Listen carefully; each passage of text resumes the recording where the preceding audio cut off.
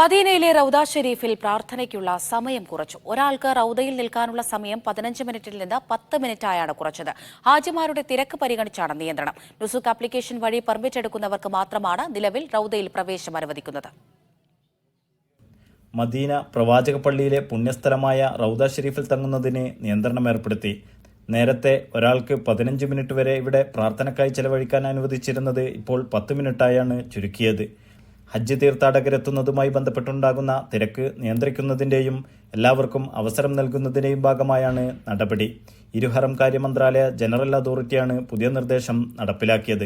Nusuk application വഴി permit കരസ്ഥമാക്കുന്നവർക്ക് മാത്രമാണ് റൗദയിൽ പ്രാർത്ഥനയ്ക്ക് പ്രവേശനം ലഭിക്കുക. ഇത് തുടരും. പെർമിറ്റിലെ തീയതിയും സമയവും കൃത്യമായി പാലിക്കണം. പെർമിറ്റിൻ്റെ അരമണിക്കൂർ മുമ്പെങ്കിലും റിപ്പോർട്ട് ചെയ്യണമെന്നും ഹറം കാര്യാലയ അതോറിറ്റി വ്യക്തമാക്കി. Naushad റിക്കൂർ, media 1, Dammam.